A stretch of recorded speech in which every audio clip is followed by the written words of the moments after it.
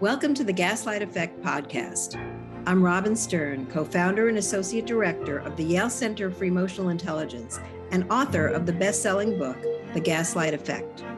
I'm an educator and a psychoanalyst, but first and foremost, I'm a wife, a mother, a sister, aunt, and healer.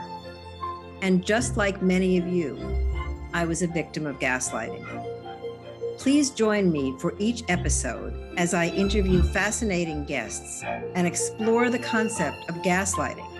You'll learn what it truly means to be gaslighted, how it feels, how to recognize it, and how to understand it, and ultimately, how to get out of it. Before we begin, I want you to know that talking about gaslighting can bring up challenging and painful emotions. Give yourself permission to feel them. Some of you may want to go more deeply with your emotions, while some of you may hold them more lightly. No matter what you're feeling, know that your emotions are a guide to your inner life. Your emotions are sacred and uniquely you. Respect and embrace them, for they have information to give you.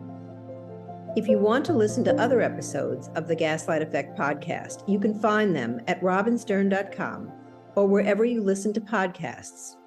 Thank you for being here with me. Welcome, everyone, to this episode of the Gaslight Effect Podcast. I'm delighted to have with me today Dr. Natalie Fabert. Natalie is a faculty member at Arizona State University, a licensed psychologist with a private mental health therapy practice. She also serves on the board of directors and is a director of continuing education at the Lalich Center on Cults and Coercion. Across these roles, she integrates clinical expertise, research, and professional training to advance understanding of trauma, coercive control, and recovery. At ASU, Dr. Fabert developed and teaches a special topics course on cults, applying social psychological principles to the study of abusive group dynamics. I won't go on with her bio because that will take up the entire episode, and I'd much rather be in conversation with you, Natalie. So tell us, first of all, welcome. Really thrilled to have you here. Tell our listening audience anything I might have left out about you that you'd like them to know before we get started just talking about gaslighting and cults and coercive control.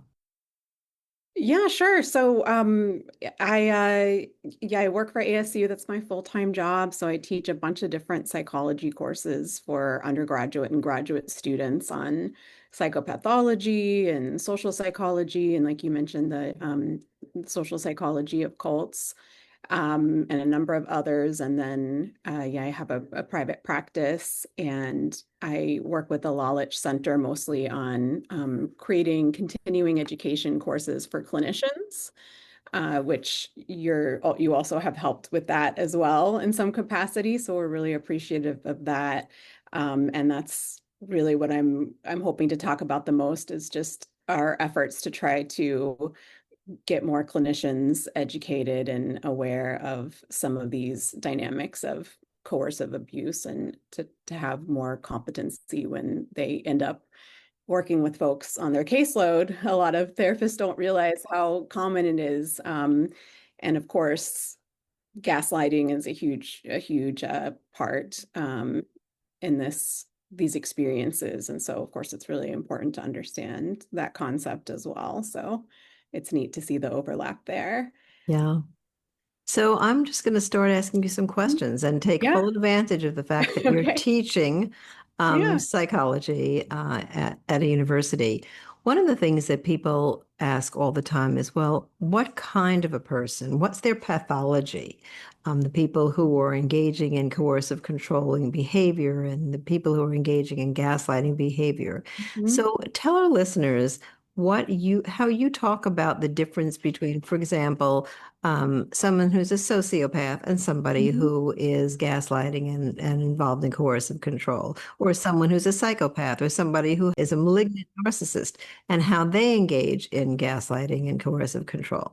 Well, I would think it's quite similar, right? Or if not the same thing, if I'm understanding your question correctly. I mean, there are That's what people. I thought you would say. So, yes. I mean, it's kind of all using different words to really describe the same social phenomenon and the same kind of interpersonal power dynamics. Um, and we have all sorts of different folks with different types of, I mean, there are different questions here, right? Which that you're alluding to. You're talking about like what type of a person would engage in coercive control, and you're asking like, is there a certain innate, are they born, do they have an innate sort of personality that's not going to change over time versus is it situational that kind of leads them to use these techniques to advance a cause, or they're being enabled by the group or something like that. So those are kind of the interesting questions. Yes. So, those are the questions that people ask all the time. And I think my answer is this is behavior. This Right. is behavior. What's your answer?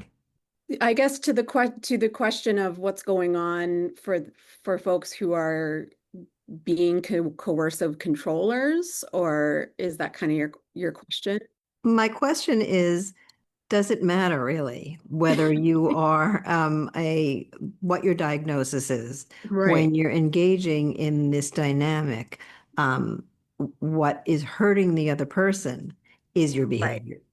Oh, absolutely. I completely agree. Sometimes we almost want so badly to kind of understand the abuser that it sometimes distracts us from understanding the impact of the abuse, the person being abused, and it's kind of like, so what if they have a personality or problem, or it's like, let's take care of the person who was abused first, and I think that that's kind of the reaction that I have when people focus so much on sort of trying to understand the profile of the cult leader or of the tyrant or whatever it is.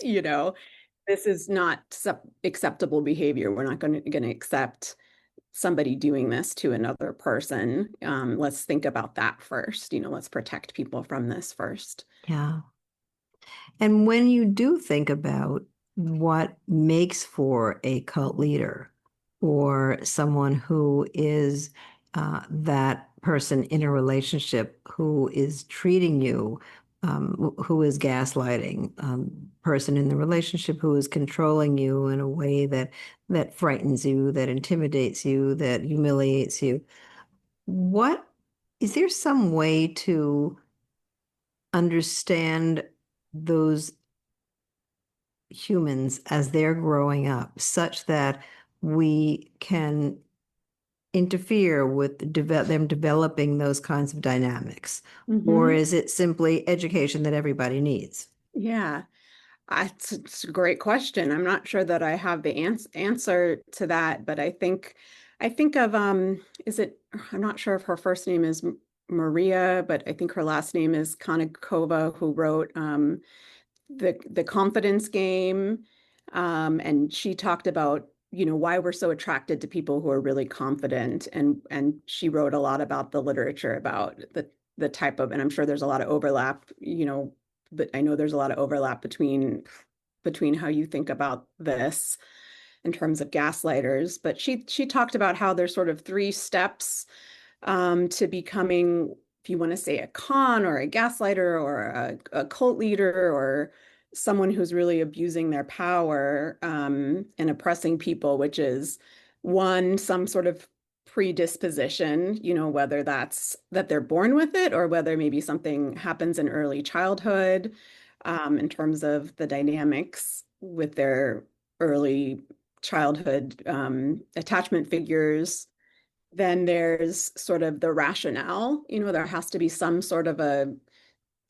way that they justify, or the people enabling them justify the behaviors. And then the opportunity, right, to abuse. And so if that's like individual, if that's a one-on-one coercively controlling interpersonal violent, it's there might be an opportunity just in that partnership. There might be an opportunity for group level gaslighting and coercive control, or maybe at a national level, depending on what the opportunity is, and what kind of, you know, enabling is happening, and Yeah. who's enabling that person. I think that's very interesting, to think about the opportunity. What do you mean by that when you say it? What I'm saying is, if it's a con or a cult, sort of you're already in a situation where maybe you are really skilled, maybe you have a lot of charisma, maybe you have a good idea that resonates for people at some point, and you've created some kind of a following, you've created relationships and networks. Maybe you are a very privileged person, in general, and you were kind of born into a lot of privilege and power, whatever it is. You have a lot of wealth, I mean, or a lot of influence, or usually both. Um, Privileged identities, people who look up to you for whatever reason. A lot of times these either cons or interpersonal violence that has a component of coercive control or even human trafficking, or just your traditional stereotypical cults. They don't start off looking very abusive. They start off looking like something wonderful and something maybe unique, that's needed. And so from something maybe good or that feels good, you start to have that power over people, because you've given them something, or that you've made them think you've given them something, right? And then they give you some power and authority over their lives, and that becomes the opportunity there to be abusive. Thank you for talking more about that. I think what you're saying now is so important because so many people have said to patients of mine who enter my office, well, how could you, so strong and full of confidence, end up in a cult? Or how could you have let that happen? Hmm. Hmm. And of course, Yeah. if it looked like a cult initially, you wouldn't walk through the door. Right. But what Right. you're saying is that Yeah. it could look like what? What would be an example of somebody extending a hand and saying, "Here is this opportunity, and it's good, looks good." Yes, absolutely. And this is the exact kind of question that we're hoping that clinicians, the Lalich Center is hoping that through this education that more clinicians can have an awareness of, which is understanding that anybody can find themselves in these types of relationships or these types of communities. And in fact, a lot of times it's very sort of intelligent people, bright, hardworking, skilled, even confident, and even charismatic themselves. Those kind of people who find themselves in, these types of group dynamics, and it never starts off looking, there could be some signs, of course, looking back, hindsight is 2020, but it's going to look like a good thing, whatever that good thing means to that particular person.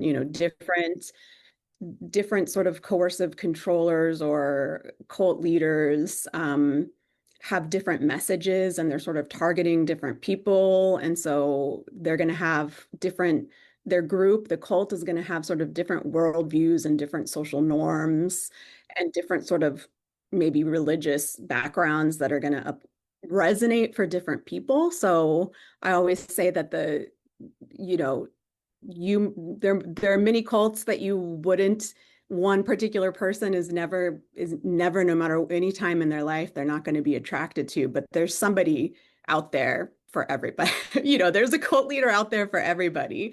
Maybe you're just lucky to not have met that person in the right time in your life. There's going to be some kind of match between what you need and what your worldview is and what you're used to at a particular time in your life, and what the cult leader is offering that would make you particularly vulnerable to that cult. So it's not about, one thing we want to educate clinicians is definitely not about being super naive or, even a desperate person necessarily. It's more about your particular vulnerability and who that who that person is targeting.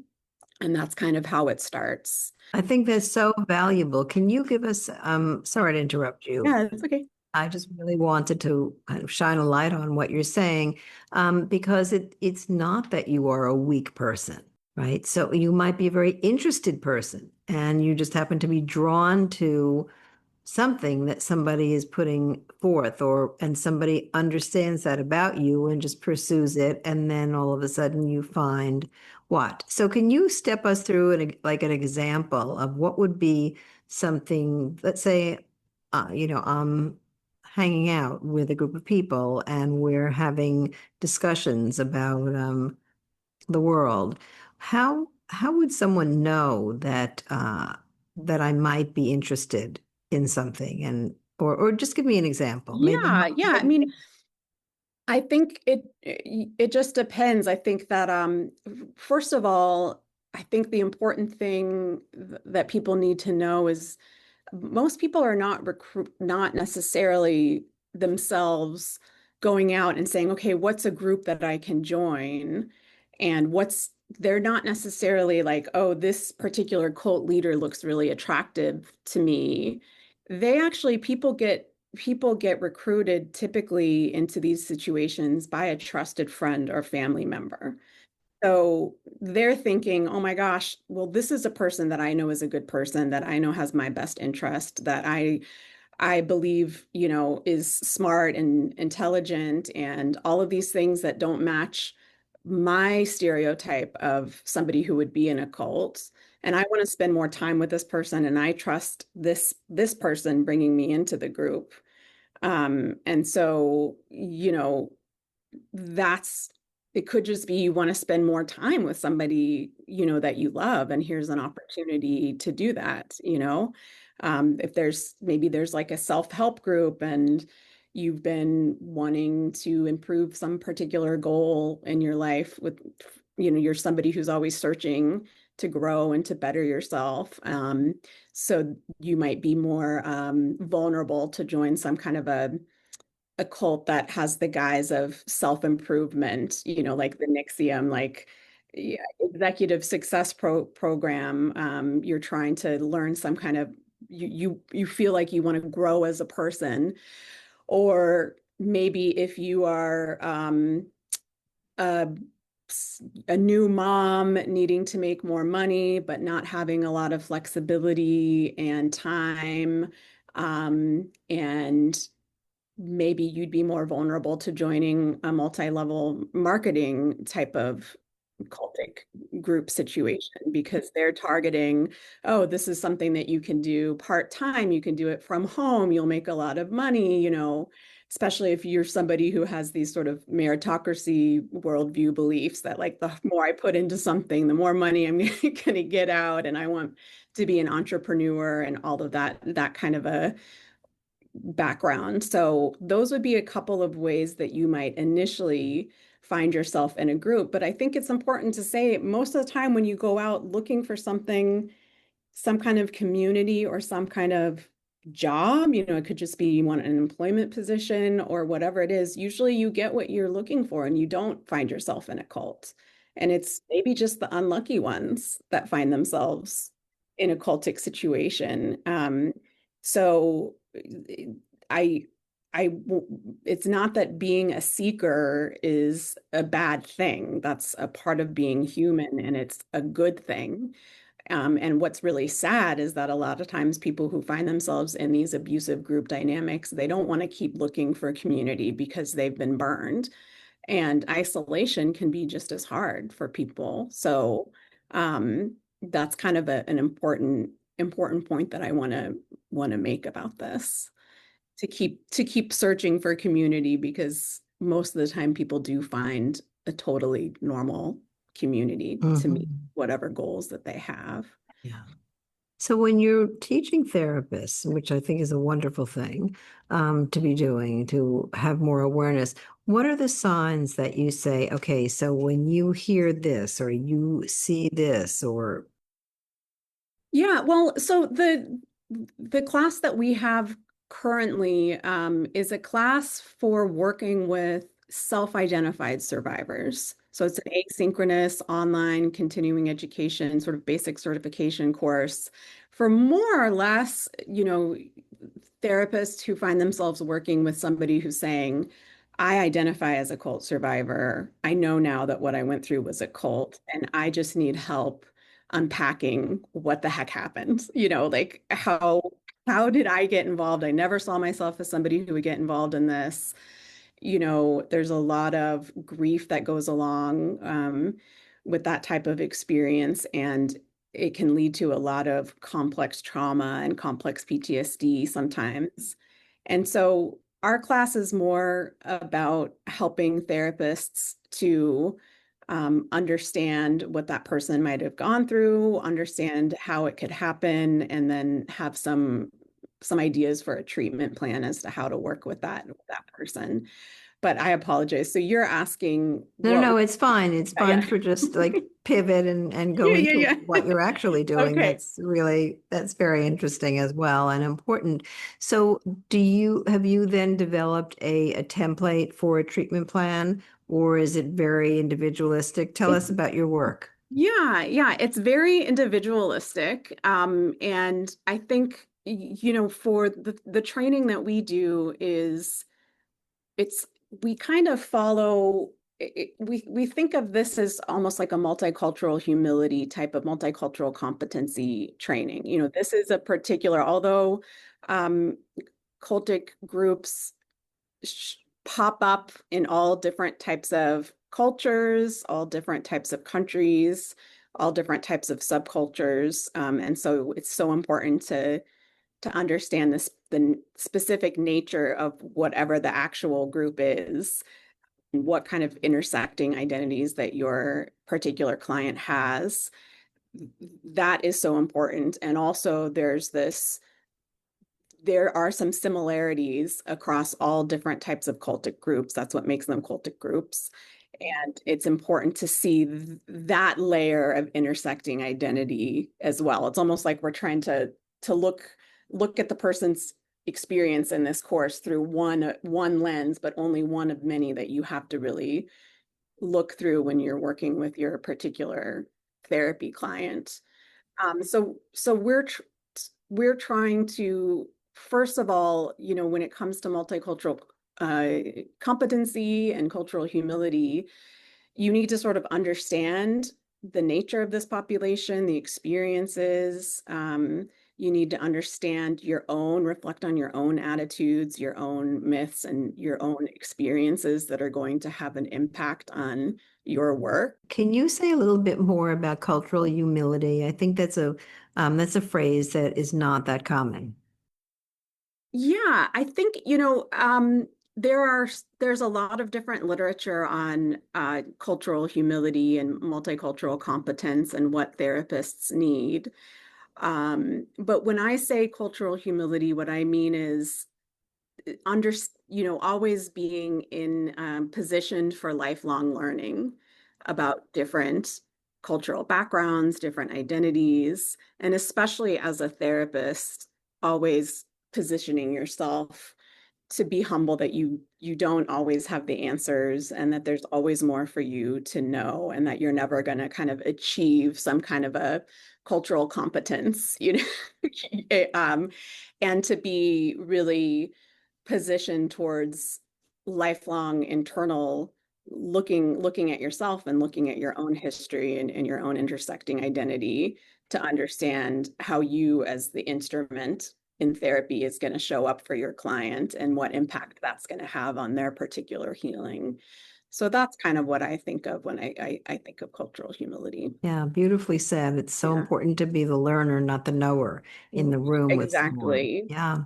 Exactly. Yeah. So I interrupted you. So please Oh, tell yeah. us more about the process with your therapist in training. Yeah. So we want them to kind of have some kind of going in that framework. We want them to have some basic understanding of this type of cultural or group experience, social group experience, have just education about what actually even is a cult, should I even be using that word? And if so, when and how? And So if what there's, actually is a cult? yeah, Tell our yeah, audience, yeah. please.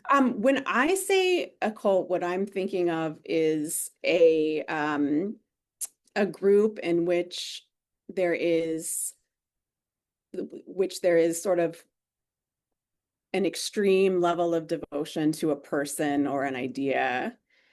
And not just that, but and in which there is some type of social manipulation and coercive control that's taking place over the course of time that leads, in most cases, to some type of exploitation or abuse. That's what makes something a cult. So, um, in my mind, um, there, Dr. Yanya Lalich, who unfortunately is not with us today, she really has helped to advance our understanding of how people make choices within these systems that seem completely,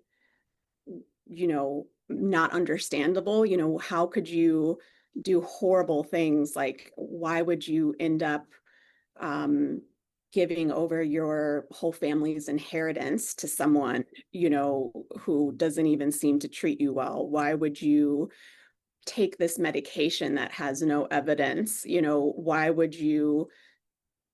Why would you allow someone to abuse you or to, sexually, or to abuse your child sexually? Why would you be somebody who was so peaceful but became such an extremist and did these violent behaviors? Things that don't always happen in all cults to that extreme, but still in all of these situations, people are making choices which you really can't understand unless you've been in that type of a social system. So what is the answer to that? I mean, what is your answer to that? How do you give over your family's inheritance? What drives someone to do that? What is that switch that gets turned off or turned on? Yeah. And so in these groups, what happens is there are these in the bounded choice model, there are different theories of how this happens, of course, and that's what's so interesting about studying this. But in Dr. Lalich's theory, the bounded choice model, there's basically these four, all groups, whatever type of flavor they are, that are what we would consider cults, they all have these different dimensions to them. One is the charismatic authority, which is like there's some person or who is charismatic, is authoritative, and there's sort of this dynamic between him and the followers that keep people kind of coming back and glued to that person. And there's also systems of influence that are explicit as well as implicit. And then there's also some kind of a transcendent ideology or belief system. It's not necessarily religious in the way that we think of religious beliefs, but there's some kind of belief system that almost becomes a circular logic, where it's like this is the ultimate belief system. And this explains everything, and it's the end all be all of how to think about things. And ultimately, it's always going to really, from an outsider's view, um, benefit mostly the cult, and especially the cult leader, as opposed to the members. And so because of these dimensions, it sort of leads to what Dr. Lalich calls a bounded choice, where you have this illusion that you're making these choices, but really you don't have a choice. So people say that they're making that this is out of their own free will, but from the perspective of this model, it's it's the only choice that is rational within that system. Is that because you have had, in order to be in that cult Yeah. and to stay in that cult, Mhm. you have bought into the devotion, you bought Yes. into the ideology, and the second thing that you talked about was some kind of system that makes sense somehow in the cult. And Right. is it a Absolutely. system of moving up the ranks or Well, taking more? sure, there could be. But what I was saying was is there's systems of influence and power, right? So there's rules, there's things that you have to do to be a good follower versus a bad follower. And sometimes those are explicit and sometimes those are more just systems of influence that are a little bit more like, you know, you're technically they say one thing out loud, but then you kind of know just from how people are that you're supposed to do this other thing, if that makes sense, which is how gaslighting often works, right? It's kind of crazy making, because there's all these invisible rules that you have to follow and they seem to change and you're always kind of kept guessing. But in terms of the process of how it gets to that point, that's where sort of the coercive control comes in. And it's so similar to what you talk about with gaslighting. It doesn't start off, the more extreme abuse doesn't is not seen at the beginning. At the beginning, it's like that the metaphor that people always use of the frog in a boiling pot, where you start off really comfortable water and you very, very slowly turn up the heat till the frogs are boiling and they get sort of habituated to the abuse that's taking place. Um, and so we talk a lot about that process of going from that comfortable water to the boiling water that you say you want to stay in and that this is your choice to stay in it even though you're dying. So we talk a lot in the class about how would that happen? How would you even get into the water to begin with? And why would anybody stay? And what are the different theories? How can social psychology, especially, but other disciplines as well, how can we pull from this literature to understand what exactly does that coercive control look like? Let's unpack what is actually going on here because we want therapists to know. We don't want our clients, people are coming to therapy because they want the therapist to help them they don't know what's happened and they want the therapist to know and to help explain it to them. They don't want the therapist to just be looking at them like, why would you do that? Why would you stay when X, Y, and Z happened to you? Because then that makes you feel even worse about yourself. Like not only start to lose my sense of self, not only did I start to go from being a pretty confident person to doubting every single decision that I made and being completely paralyzed. Now I'm finding professional help and they're looking at me like they, think I must have a personality problem or I must be used to abuse from my family of origin, which maybe sometimes can happen, but not in all cases. And maybe the therapist doesn't even believe that cults are a real thing. Maybe the therapist doesn't even, a lot of people do not realize how abusive certain groups can be, especially groups that don't look stereotypically like, something that you would expect. They're not wearing wacky clothes, dressed the same, singing like kumbaya songs, so therapists often just have no idea what can happen, and especially depending on where you're at within the group, how close you are to the center. So we just really want them to understand. And it does, I think that key to this, and there's certainly it's overdetermined and multi-determined, but it is what you said about the water and the temperature, and that it's not like you meet somebody on Monday and on Tuesday you're handing over No, your inheritance. no. Because at that point you can still think it through. At that Yes. point you can still say, this like makes no sense. By the time you're handing over your inheritance, it makes sense. Oh yeah, complete sense. And for the outsider looking in, who Mhm. doesn't understand whether that person is a therapist who hasn't worked in this space before, Right. or your family member looking in, it's Exactly. impossible to understand. How could you make that choice? Yes. Yes. And we also in the class talk a lot about what comes up, along the lines of like cultural humility is kind of understanding our own biases and our own misconceptions. We talk a lot about, we bring in the social psychology literature to help understand our reactions to learning about some of these situations, which are confounding, and honestly will change somebody's worldview completely, to learn about what happens and, how we are sometimes vulnerable to the same types of kind of cognitive errors and heuristics that make us stereotype, the person that falls for something like this as a way to, and there's different social psychology concepts that can help kind of understand that, like the fundamental attribution error. And, social psychology as a field is sort of always studying just biases that we have, the way that we think about each other, the way that we make attributions about each other.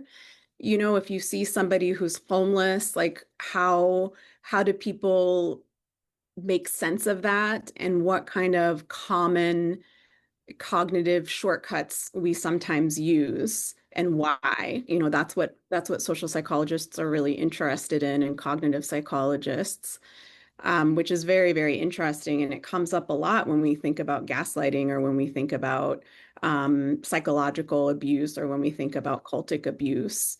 And so kind of understanding things like the fundamental attribution error, that when we see somebody performing a particular behavior or making a particular choice, we tend to, especially in Western society, we tend to over sort of attribute their behavior to something internal or dispositional about them. This person must be a blank type of person to engage in this type of behavior. And we tend to underestimate the extent to which the situation influenced that behavior. And so that part of it, the way we think about uh, people who have had these experiences, is just as interesting to me, if not more interesting, than the actual experiences and patterns that tend to occur in these groups. I don't know for you, but it seems like that's also something that's very interesting to you too, is how people react to learning about experiences of gaslighting. Well, I think in general, people, my experience has been that people will quickly go to being judgmental. Absolutely. And then they're learning nothing because they're in that, uh, really entrenched in that view. And it's impossible to have empathy from that view because you're so busy judging it and thinking negatively. But I Yes. want to get back to the water boiling. Yeah. So, how do you explain the process going on in someone's choice making, for instance, Yeah. over that, like from the room temperature water to Yeah. the boiling water? What's happening? Yeah, and there's different theories of that entire process. But you know, basically you're going from having critical thinking capacities to slowly, in many theories, becoming really dissociated from yourself. And so there are a lot of different things, going on. There are a lot of different theories that can help us to understand that process. And I like to think of them all more holistically. But for example, cognitive dissonance, which is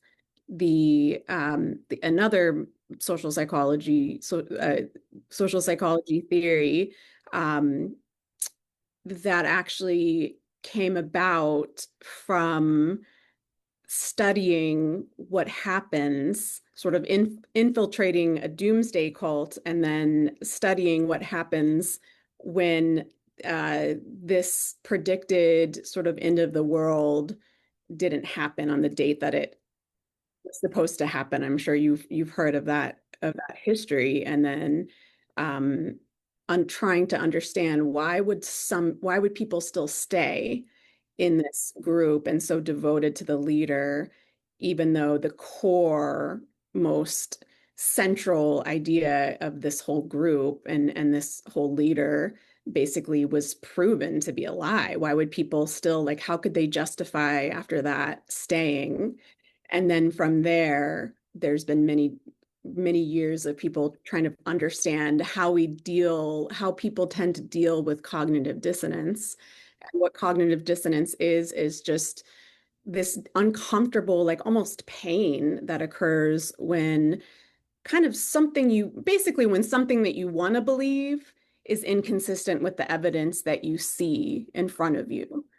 So when somebody, a lot of times these cults start off just so wonderful, and it's a sense of community, it's a sense of connection, close, intense experiences. There's a lot of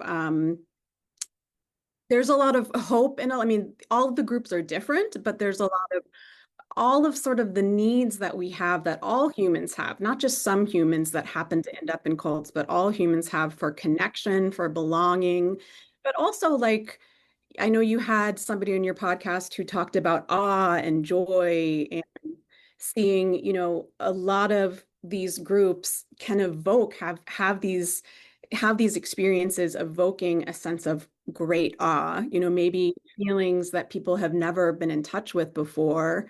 And they're going to attribute that to the group. They're going to attribute that to the leader, not to the fact that this is a human experience. If you get together with a bunch of humans and you're on the beach and you're swaying back and forth and you're singing this beautiful song and you're staring at the stars, that's a human experience that goes back to, our whole history of being human.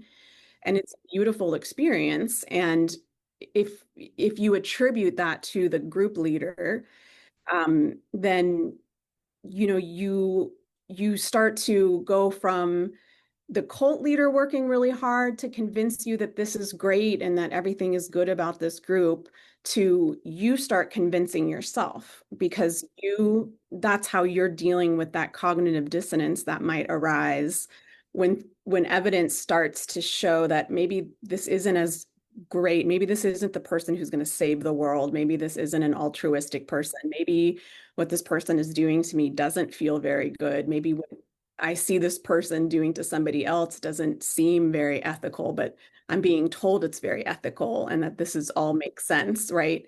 But because you've gained something and you've also maybe talked about it to your family and friends and maybe they don't understand it and you've done a lot of you've verbalized your support for this group so much that it hurts to be confronted with any kind of disconfirming information. And then now you're doing your own work to try to justify staying in the group or justify why, you're working hard at the mental gymnastics in your brain to kind of justify why, why this would be, why it makes sense and why you should stay. Meanwhile, in coercive control, you're also being sort of systematically broken down, where you're feeling less confident in yourself and where you're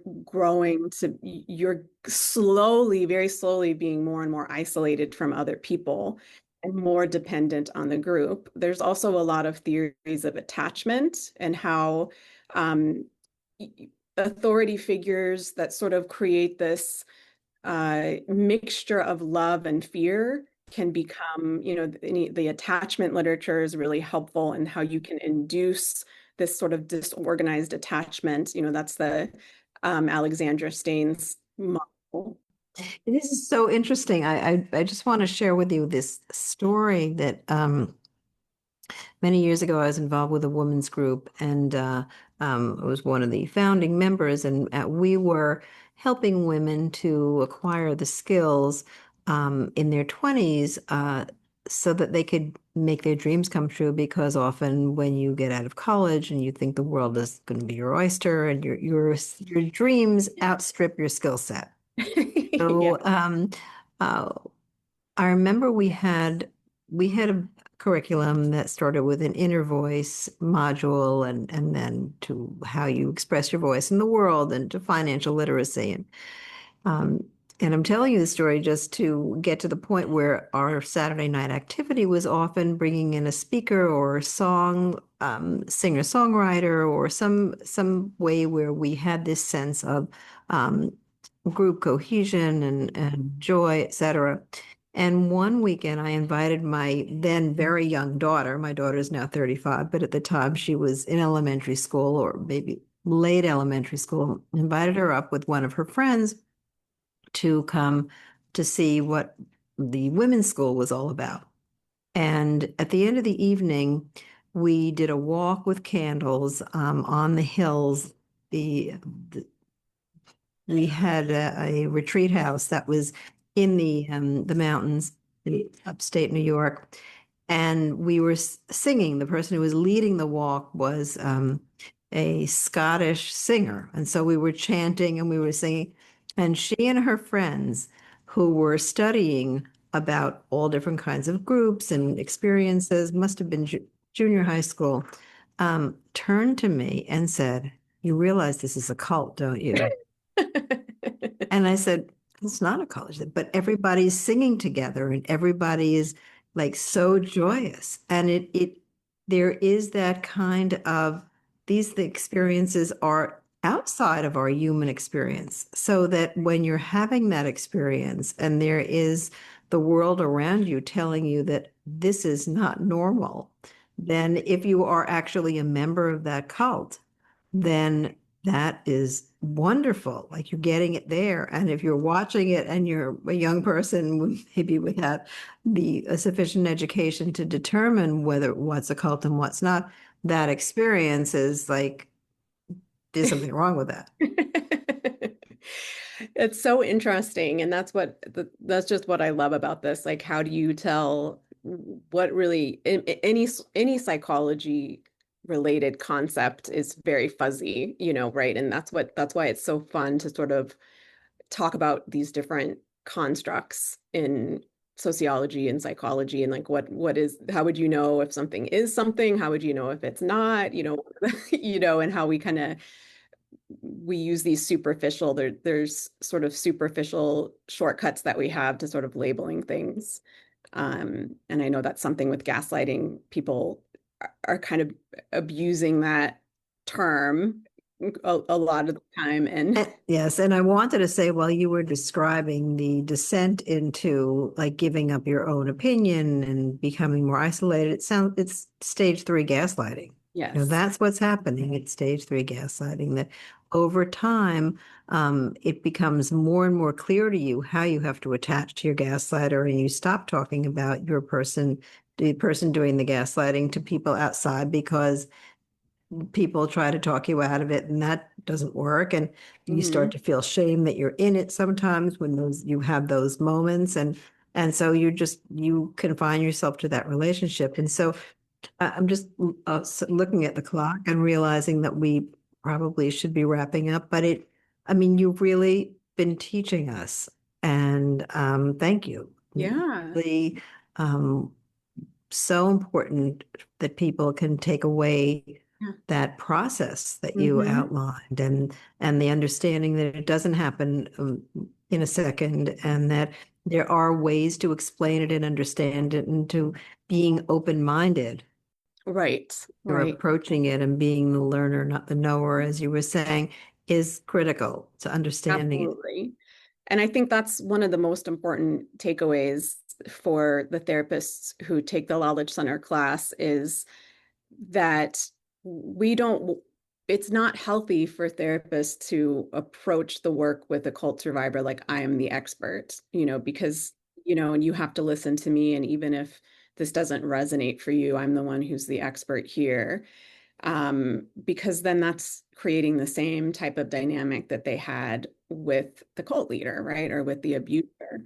So a lot of it is just helping with boundary setting, helping, it's especially important for therapists to be really very mindful of informed consent when working with people who've had these experiences, and transparency, and Sometimes ending therapy can be one of the most therapeutic things that you do because you're giving them an experience of like it's okay to say goodbye and you are okay to go forth and continue to grow on your own without me. And that's also very different from what they are trying to heal from. When I was first researching about gaslighting many years ago, it showed up in the literature in England about people trying to leave therapy and therapists saying, I know better, Right, basically, you're not ready to leave therapy, but I feel fine. My life is working. I feel balanced. I'm getting everything but I know. right, And right. we don't want to do that. We do not want to do that. And sometimes it was a therapist who was a cult leader, who was a coercive controller. So um, it's just really important that therapists are especially mindful of ethics and boundaries and empowering the client to get in touch with their own intuition and their own sense of what feels good or what doesn't, and to not overlook those components, as part of the therapy itself. Yes. Yeah. Thank you, Natalie. Yeah. So Yeah. please tell people where they can find you when they're looking for you. Yeah, so you can find me at just my name, Natalie Fabert, on LinkedIn. You can go to my website, drfabert.com. That's DRF as in Fred, ABERT.com. You can go to the Lalich Center to learn To more. find the courses. Yeah, to find the course, to learn more about this topic, to look at some of Dr. Lalich's books, like Take Back Your Life, which is a really helpful book for not only for survivors, but also for therapists to help them to be more prepared to work with this population. So the Lalich Center is LALICHCENTER.org. And yeah, that's where you can find again, learn more about the center and the resources and the books. And if you're a therapist, you can, any kind of therapist, counselor, social worker, marriage and family therapist, psychologist, you can take the class and earn some continuing education credits, and it's completely asynchronous, an 8-hour asynchronous online class. We have didactic presentations, we have interviews with the world expert on this topic, Dr. Lalich, and then we also have a lot of short guest appearances from other experts in this topic, as well as from survivors, self-identified survivors of cultic abuse, because really we want to kind of center their stories. So it's a certification training. Other people can take it as well, so you don't have to be a therapist, but the certificate is for folks who already have a background in counseling. And we really do emphasize the importance of being trauma informed when working with this population and having trauma informed therapy skills. And there's a big emphasis on understanding complex trauma again and complex PTSD. So it's always good for people to get additional training in that area if you're interested in this client population. Thank you so much. Yeah. Say, before we say goodbye today, tell us one thing you're looking forward to in your next year or so of practice. Boy, I think one thing I'm looking forward to is that getting into helping with the troubled teen industry. So that's not my particular expertise area, but we're sort of pulling together some other folks who are an expert in that. People who have been through the troubled teen industry in many cases have just had horrific, extremely coercively controlling experiences. And this is also just another area where we want more clinicians to be more educated. So I think that's probably another fun thing that I'm looking forward to. Not fun, but important and meaningful. the work you're doing is so important and so meaningful. And I'm sorry that Yanya couldn't be here, Dr. Yeah, Lalich couldn't be here, but just she is the world expert, she and is. Yeah. it's Yes. just a joy to know her, and I look Yes. forward to seeing her again, both Yes. maybe personally, but certainly Yeah, on this podcast. And I'd love for you to absolutely. come back with her. And I would love that, together or, um, or if you want to just interview her just with one-on-one, it's up to you. But we're just also so thankful for your work and so thankful that you've really helped to bridge academic work with being more public facing and having more access, having people have more access to your expertise, which is something that we're really passionate about as well. yeah, so important. Yeah. People need to know. People Yes, need to people do know. need to Yeah. know and they need to have free, accessible resources to learn about. Yes.